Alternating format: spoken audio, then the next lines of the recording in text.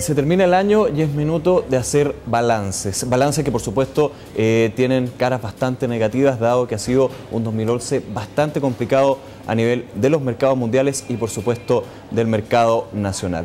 Justamente en este contexto vamos a hablar con la gerenta de estudios de Euroamérica, Jimena García, para ver en qué situación estamos y en qué situación nos podríamos encontrar el 2012. Jimena, gracias por estar acá.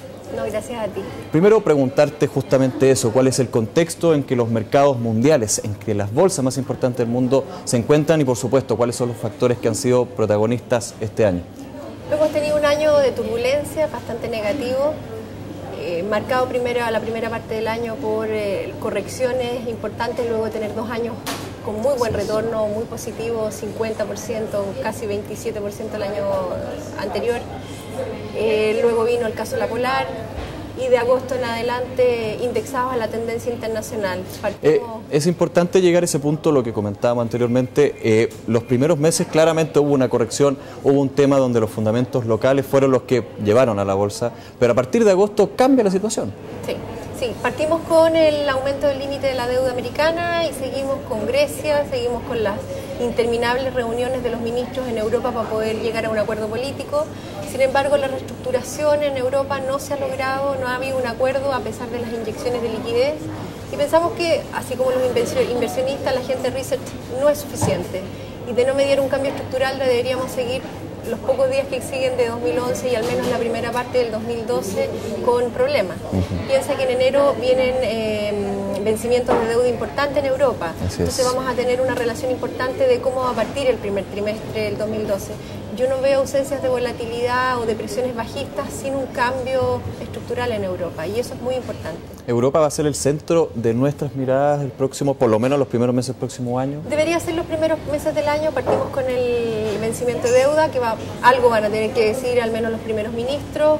Debería venir una reestructuración, debería venir tal vez un poco opacado ese negativismo con un crecimiento en Estados Unidos ralentizado, pero en positivo. Nosotros vemos una contracción técnica, una recesión técnica en Europa, al menos el primer trimestre del 2012. Importante lo que pasa en Estados Unidos porque también los datos económicos en una de las potencias del mundo han mostrado algo de recuperación. ¿Eso podría también compensar en parte las malas noticias que se podrían venir en Europa? Sí, debería cubrir en algo esta nube negra que viene desde Europa. Tendrías un crecimiento positivo a pesar de que va a ser lento. Tienes un sector vivienda que a pesar de que salieron las cifras ahora fue un poquito menor a lo esperado, pero un crecimiento no visto en varios años a la fecha. El desempleo sigue siendo el talón de Aquiles en Estados Unidos, pero las cifras son interesantes, vienen positivas y piensa que es el mayor aporte al PIB mundial, claro, sobre 20%. Yo creo que sería interesante hacer ese paralelo y de no mediar cambios estructurales en Europa deberíamos ver volatilidades, pero podríamos ver un aliento desde Estados Unidos. Estados Unidos por un lado, Europa también por el otro lado, pero claramente otro gran protagonista ha sido China. ¿Cómo ves tú, cómo has visto a China este año siendo uno de los grandes motores, podríamos decir, también con sus problemas internos, sin embargo, una situación totalmente distinta? ¿Cuál es la situación que ha tenido este año y cómo podríamos ver al gigante asiático en 2012? Creo que el gigante asiático va a seguir siendo el gigante asiático, va a ser el carro o el motor que va a mover al mundo. Pero sí hay un detalle importante. Hemos visto crecimiento en 2 dígitos en los últimos años, cercano al 8,5%, pero así como se corrigió el crecimiento mundial, como el nuestro, que bajamos la expectativa, el Banco Central lo dijo la semana pasada, se bajó la expectativa de crecimiento a nivel global y particularmente en China no vemos un crecimiento más allá de 7 o 7,5%, que es bastante más bajo que lo que veníamos viendo hacia atrás, pero es un gran demandante de materias primas. Entonces vamos a seguir viendo que tira el carro con fuerza. Sin embargo, este menor crecimiento se va a ver explicado porque el principal socio comercial de China, en casi un 30% de sus exportaciones, es Europa. Entonces vas a tener ahí una problemática de crecimiento. Sin embargo, creemos que va a seguir siendo altamente demandante de materias primas y por ende deberíamos tener nuestros portafolios o en la recomendación de inversión emergentes por sobre desarrollados y en desarrollados selectivamente solo en Estados Unidos. Me gustaría centrarme en Chile. la plaza local, en el mercado chileno finalmente. ¿Cuál es un poco el diagnóstico que tú haces de lo que ha sido, ya comentábamos al principio, esta dualidad que se dio en el año, pero cuáles son los resultados que podríamos ya al cierre de este año ver en la bolsa chilena y la proyección que tenemos por delante?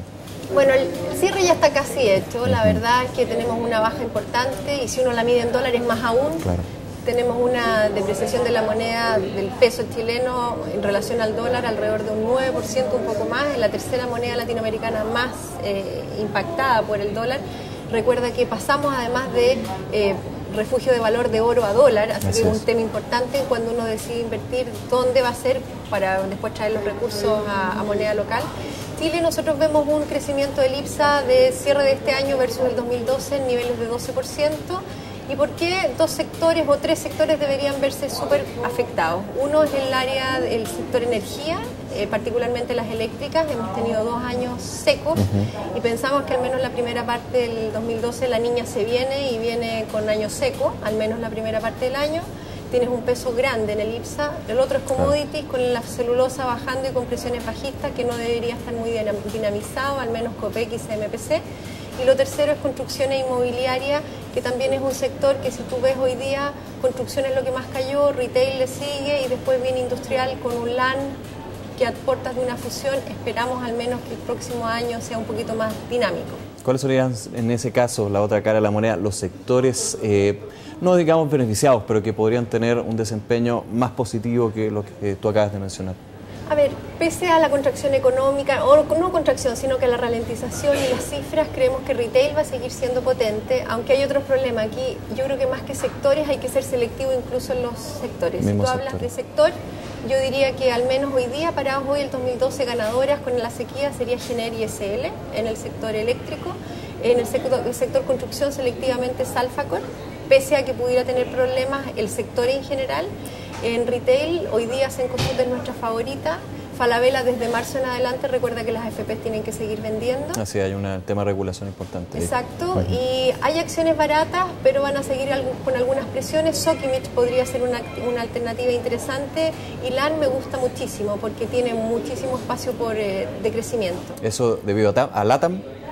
La fusión que se materializa en el primer trimestre, aunque las sinergias se van a dar a lo largo del tiempo, en 3 años, no de inmediato. Y lo otro es ser defensivos, aparte de selectivos, y lo que nos ha dado muy buen resultado en nuestras carteras desde julio a la fecha, que hemos incursionado en una alta exposición en sanitarias, aguas andinas y YAM. Y la verdad es que los retornos han sido muy interesantes, sobre 13% en YAM, en aguas andinas digo, en YAM sobre 11% y con dividendos, dividend yield asegurados de sobre 6%. Entonces son alternativas para jugar. Ahora, el perfil del inversionista y el horizonte de inversión es clave a la hora de elegir cuál es la alternativa para poder invertir y tener buen retorno. ¿Y qué pasa con las acciones bancarias, que también, recordemos, fueron estrellas, así como las acciones de retail del año pasado?